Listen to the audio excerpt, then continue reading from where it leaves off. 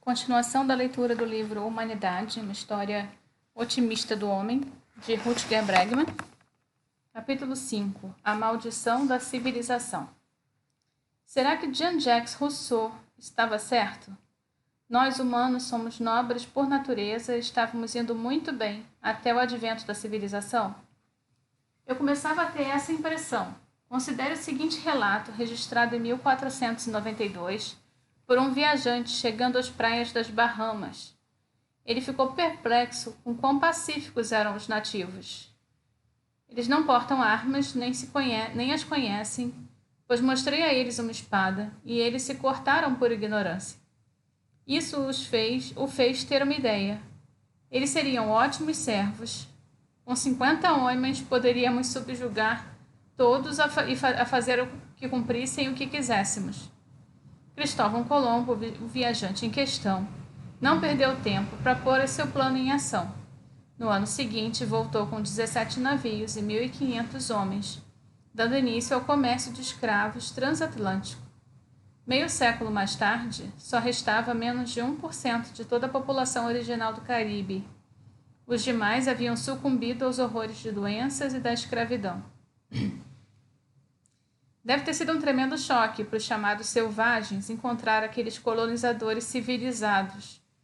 Para alguns, a própria ideia de um ser humano se mostrar capaz de raptar ou matar outro pode ter parecido uma atitude alienígena. Se isso parece exagero, considere que até hoje ainda existem lugares onde o assassinato é inconcebível. Na imensidão das águas do Oceano Pacífico, por exemplo, há um minúsculo atol chamado de Ifalik. Depois da Segunda Guerra Mundial, a Marinha dos Estados Unidos exibiu alguns filmes de Hollywood em Ifalik para ganhar a boa vontade do povo da ilha. Acabou por ser a coisa mais chocante que os ilhéus já tinham visto. A violência na tela estressou tanto os ingênuos nativos que alguns ficaram vários dias doentes.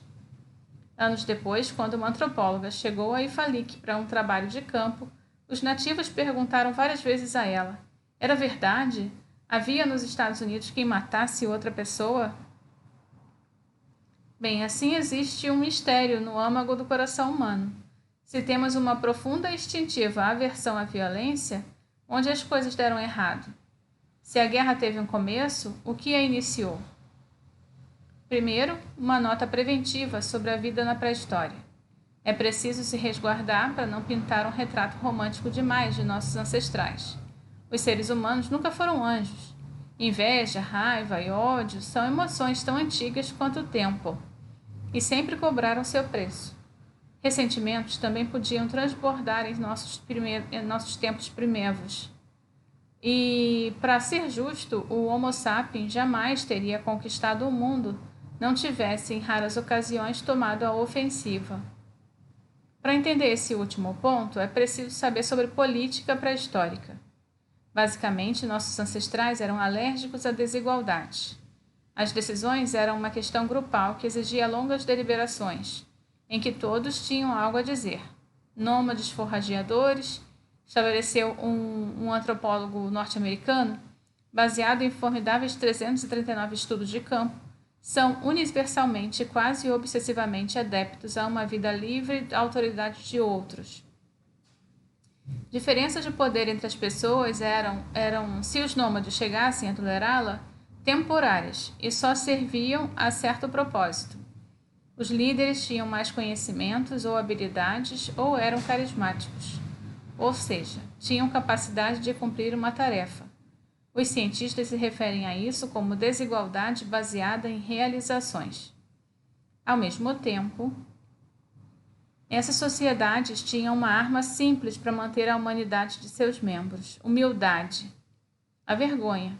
O relato do antropólogo canadense Richard Lee sobre sua vida entre os Kung, no deserto do Kalahari, ilustra como isso pode ter funcionado entre nossos ancestrais. O que vem a seguir é a descrição de um membro da tribo de como um grande caçador deveria se conduzir.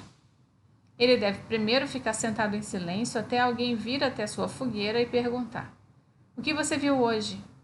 Ele responde em voz baixa: eu não sou bom em caçadas. Não vi nada mesmo.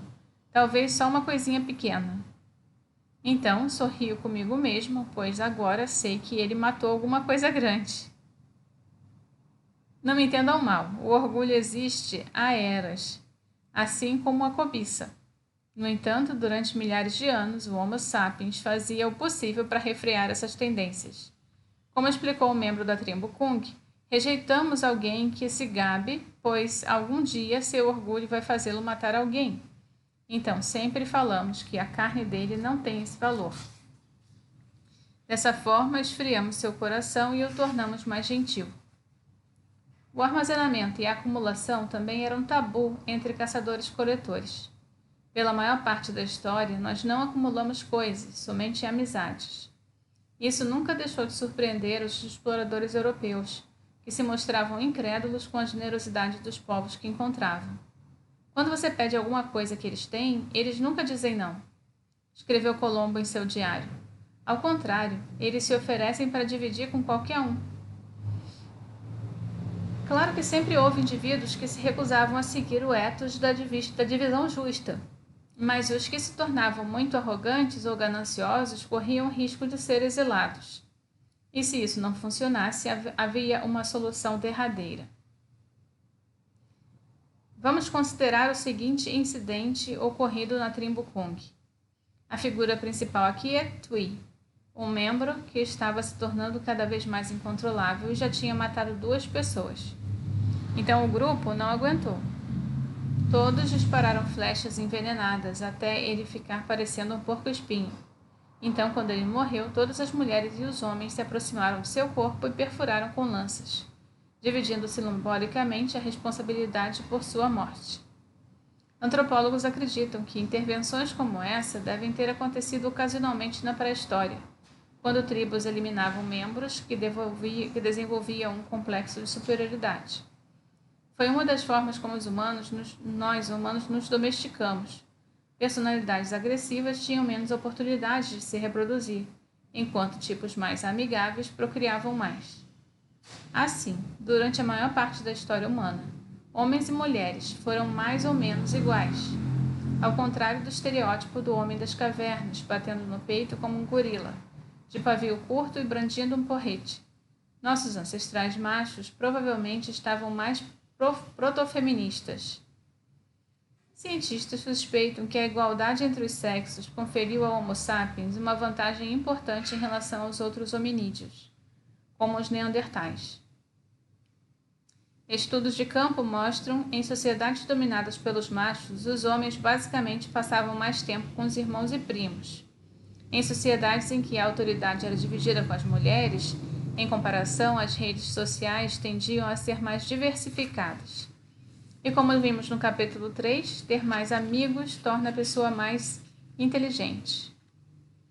A igualdade entre os sexos também se manifesta na criação dos filhos. Nas sociedades primitivas, os homens passavam mais tempo com os filhos que muitos pais atualmente. A criação era uma responsabilidade compartilhada por toda a tribo. Todos cuidavam das crianças, que às vezes eram amamentadas por diversas mulheres. Essas experiências primitivas, observa o antropólogo, ajudam a explicar por que as crianças de sociedades forrageadoras adquirem modelos funcionais de seu mundo como um lugar doador, enquanto pais modernos alertam seus filhos para não falarem com estranhos. Na pré-história, éramos criados num regime de confiança. E não é só isso. Existem fortes indícios de que os caçadores-coletores eram também bem liberais em relação à vida amorosa. Monogâmicos seriais, é como alguns biólogos os descrevem. Considere os Hadza da Tanzânia, onde em média os homens têm 2 ou 3 parceiros na vida, e são as mulheres que escolhem.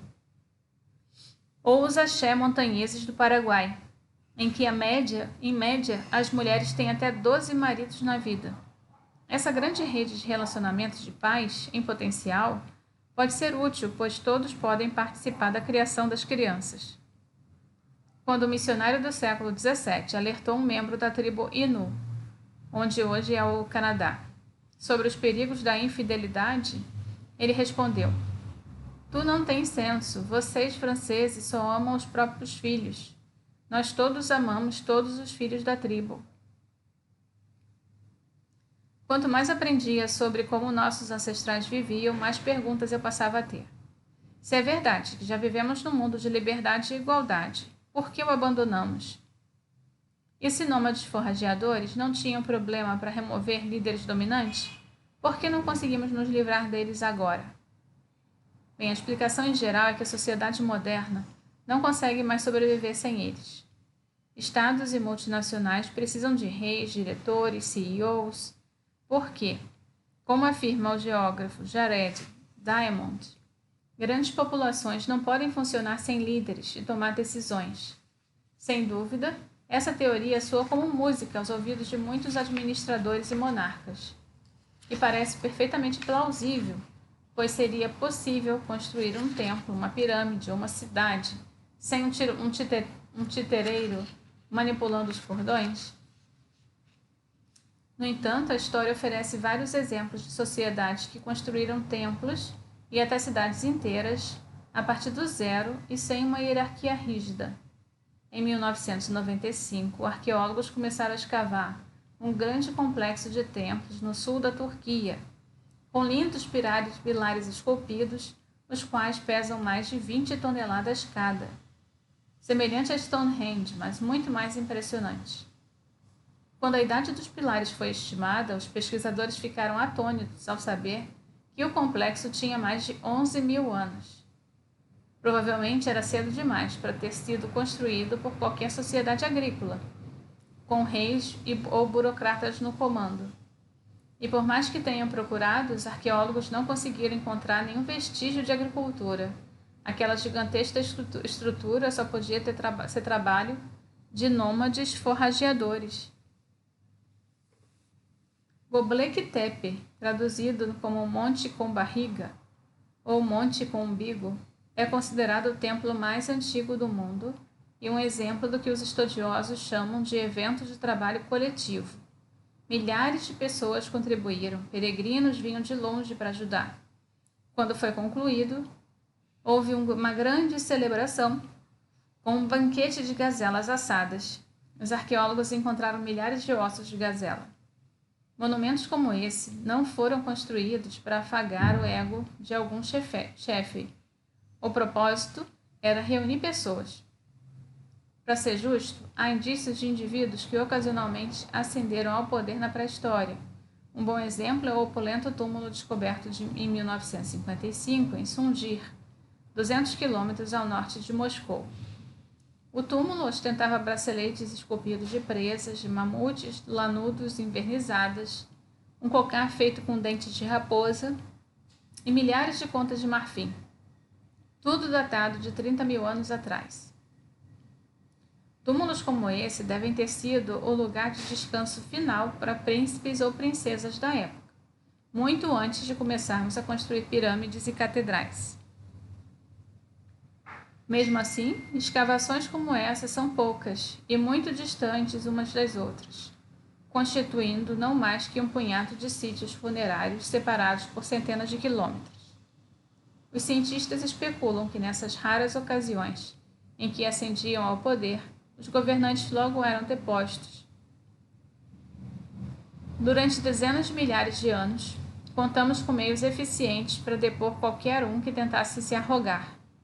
Humor, zombaria, fofocas, se não funcionasse uma flechada nas costas.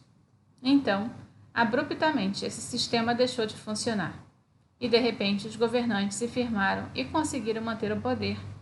E, mais uma vez, a pergunta é, por quê? Para entender como as coisas deram errado, precisamos retroceder 15.000 anos, até o fim da última era glacial. Até então, o planeta era escassamente povoado e as pessoas se juntaram para se proteger do frio. Não era uma luta pela sobrevivência, era um aconchego pela sobrevivência, com a qual nos mantínhamos aquecidos.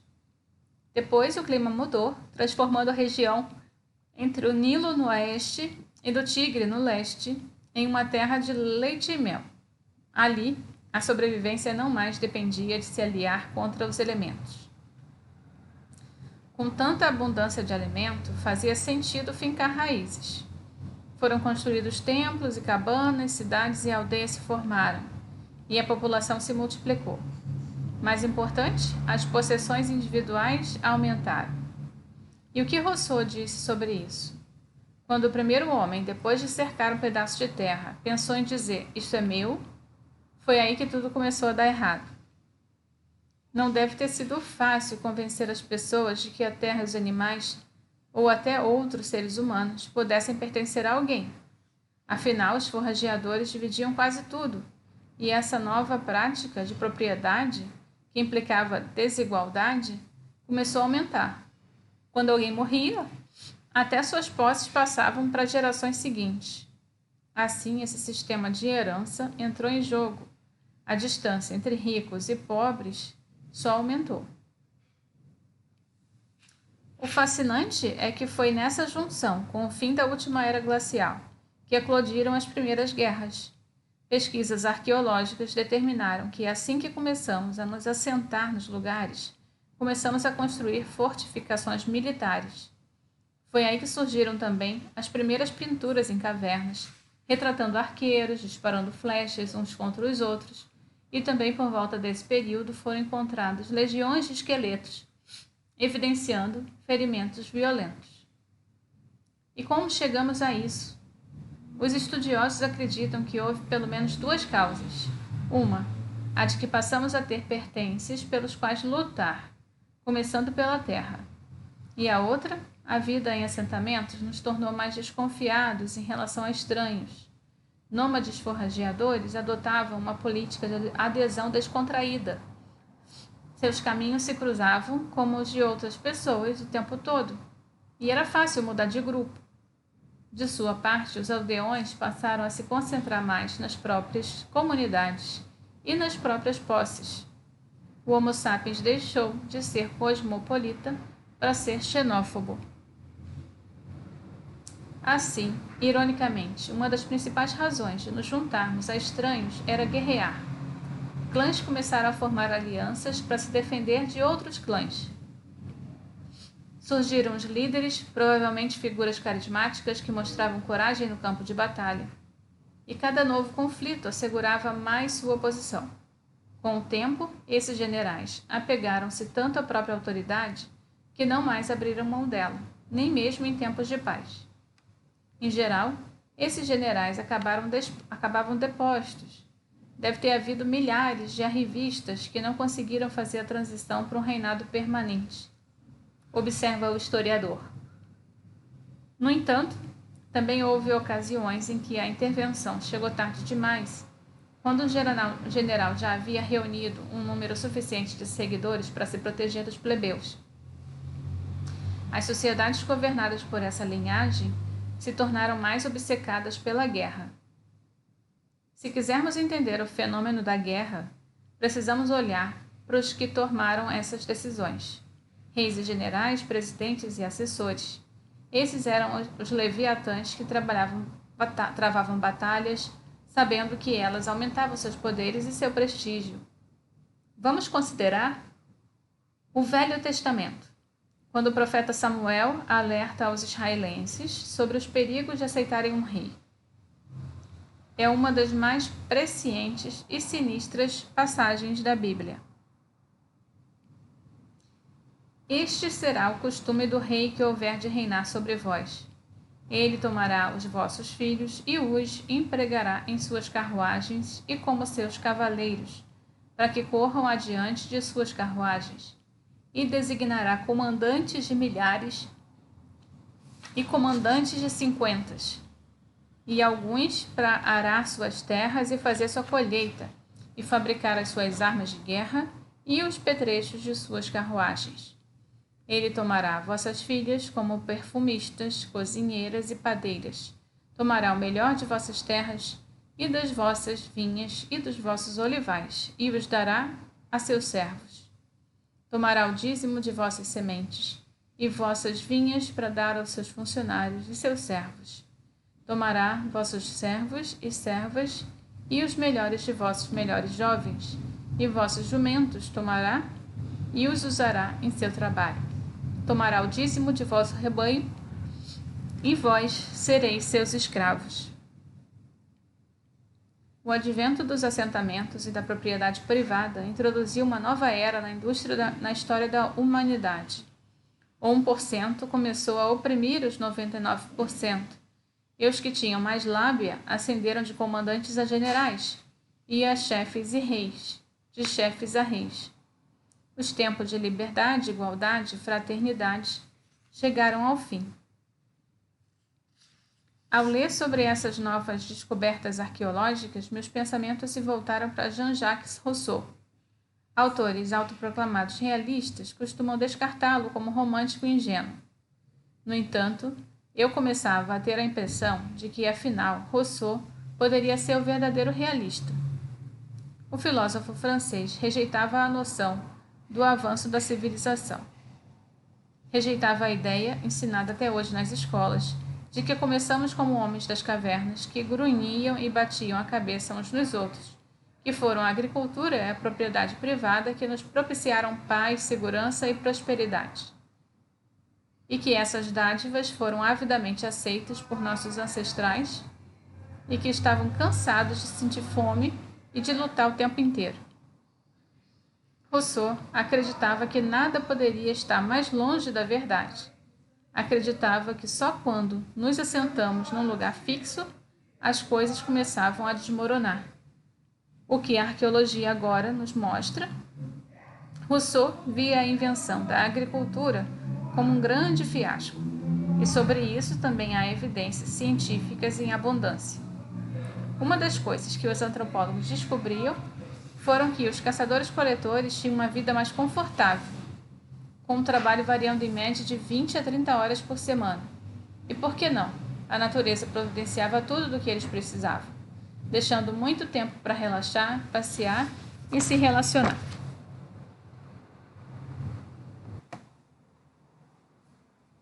E, em comparação, os fazendeiros tinham de labutar nas plantações e trabalhar na terra, contando com outro tempo para o lazer, ou pouco tempo. Sem trabalho, não há recompensa. Alguns teólogos chegam a insinuar que a história da expulsão do paraíso alude à mudança para a agricultura organizada, como ostensivamente caracterizado em Gênesis 3, ganharás o pão com o suor do teu rosto. A vida assentada cobrou um preço particularmente alto das mulheres. O advento da agricultura e da propriedade privada pôs fim ao protofeminismo. Os filhos ficavam no lote paterno para cuidar da terra e dos animais, o que significava que as mulheres passavam a precisar trabalhar na plantação da família. Durante os séculos, filhas em idade de casamento foram reduzidas a mercadorias, sendo trocadas como vacas ou carneiros. Em suas novas famílias, essas noivas eram vistas como desconfiança, e só depois de presenteá-las com um filho, as mulheres adquiriam certa aceitação. Isso é, se fosse um filho legítimo. Não por acaso, a virgindade feminina tornou-se então uma obsessão. Enquanto na pré-história as mulheres eram livres para ir e vir quando quisessem, agora passaram a ser cobertas e acorrentadas. Eis o nascimento do patriarcado. E as coisas só pioraram. Rousseau estava certo mais uma vez quando disse que os agricultores assentados não eram tão saudáveis quanto os nômades forrageadores. Como nômades, nos exercitávamos bastante e tínhamos uma dieta variada em fibras e vitaminas. Mas com os fazendeiros começamos a consumir um monótono cardápio de grãos no jejum, no almoço e no jantar. Também começamos a viver mais confinados e mais próximos a nossos detritos. Domesticamos animais como vacas e cabras e começamos a tomar leite dessas espécies. Isso transformou as cidades em gigantescas placas de Petri para bactérias e vírus mutantes. Ao acompanhar a história da sociedade civil, falamos também das doenças humanas, observou Rousseau. Doenças infecciosas como sarampo, varíola, tuberculose, sífilis, malária, cólera e pestes eram desconhecidas até trocarmos nossos estilos de vida nômade para a agricultura. E de onde elas vieram? De nossos animais domésticos ou mais especificamente de seus micróbios? Nós contraímos o sarampo das vacas, enquanto a gripe se origina num ménage à trois microscópico entre humanos, porcos e patos, com novas cepas surgindo o tempo inteiro. O mesmo se pode dizer das doenças sexualmente transmissíveis, DSTs, praticamente desconhecidas nos tempos dos nômades. No pastoreio, elas começaram a correr soltas. Por quê? Porque é uma razão bem vergonhosa. Quando começaram a criar animais, os humanos também inventaram a bestialidade. Leia-se, sexo com animais. Enquanto o mundo ficava cada vez mais moralista, os fazendeiros abusavam sexualmente de seus rebanhos. E essa foi a segunda faísca para a obsessão masculina pela virgindade feminina. A questão dos filhos legítimos, era também o medo das DSTs. Reis e imperadores que tinham haréns inteiros à disposição, empenhavam-se de muitas maneiras para garantir que suas parceiras fossem puras. Daí vem a ideia mantida até hoje por milhões de pessoas de que sexo antes do casamento é pecado. Fome, inundações, epidemias. Assim que os humanos se assentaram num lugar só, começou nossa batalha contra o interminável ciclo de desastres. Uma colheita malfadada ou um vírus mortal era o suficiente para eliminar populações inteiras. Para o Homo sapiens deve ter sido uma reviravolta desconcertante, porque aquilo estava acontecendo. Quem estava por trás daquilo tudo? Os estudiosos concordam que provavelmente as pessoas sempre acreditaram em deuses e espíritos. No entanto, as deidades de nossos ancestrais nômades não tinham o menor interesse pela vida de meros mortais, muito menos por castigar suas infrações.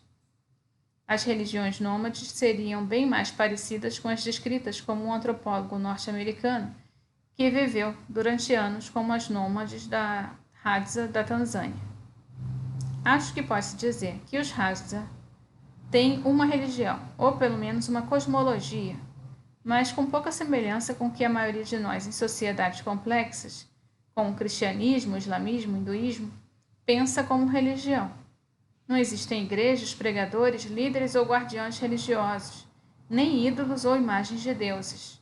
Nenhuma reunião regular, organizada, nenhuma moralidade religiosa, nenhuma crença numa pós-vida, não.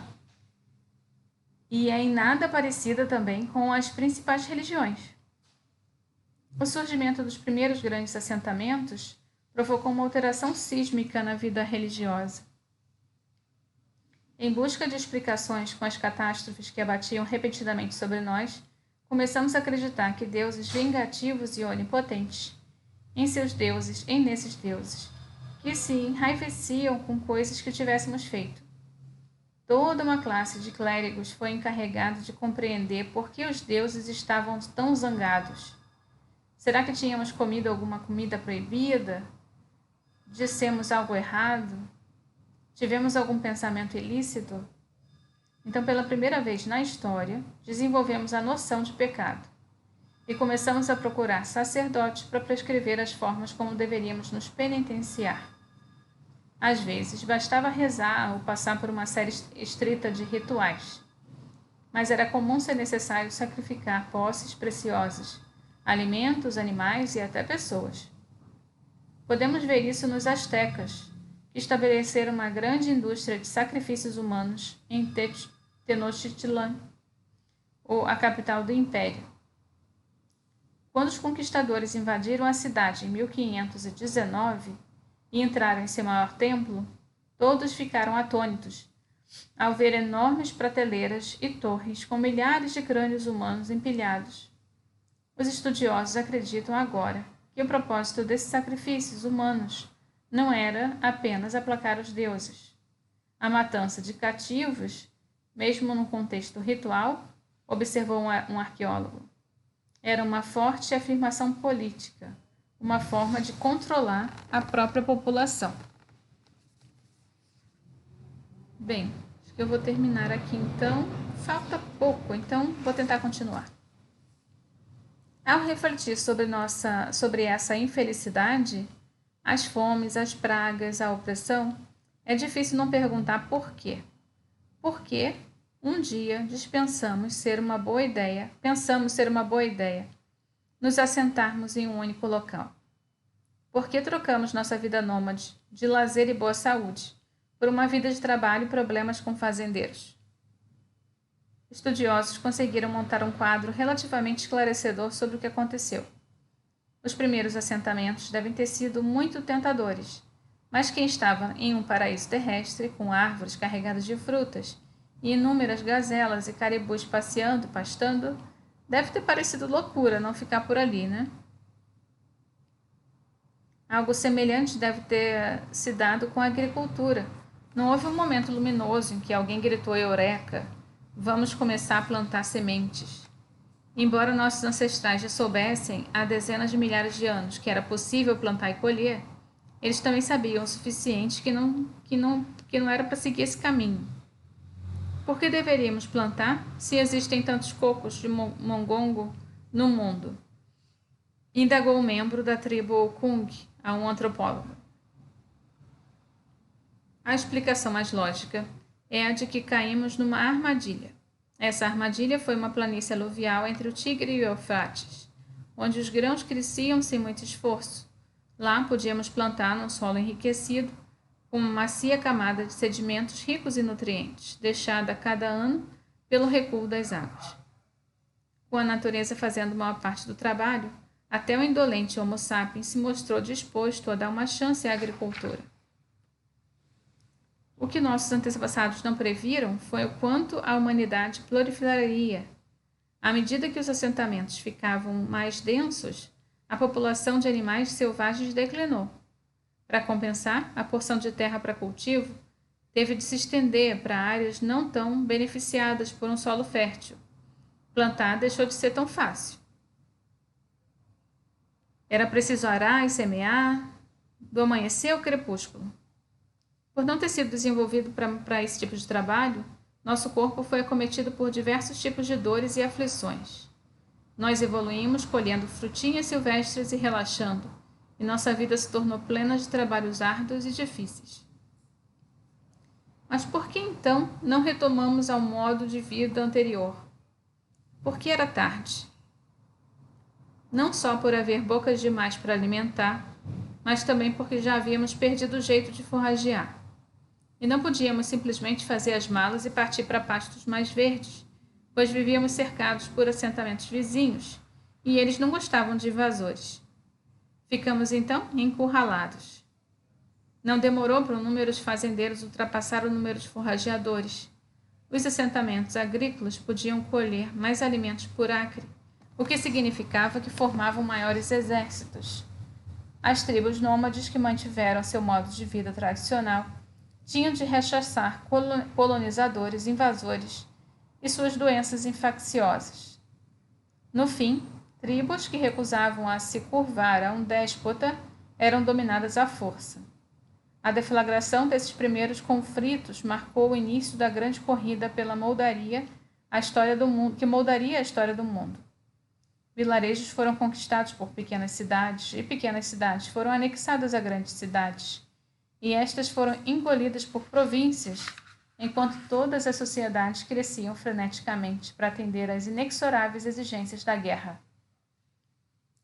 Isso culminou num evento catastrófico que Rousseau tanto lastimava, o nascimento do Estado. Então, termino aqui na página 118.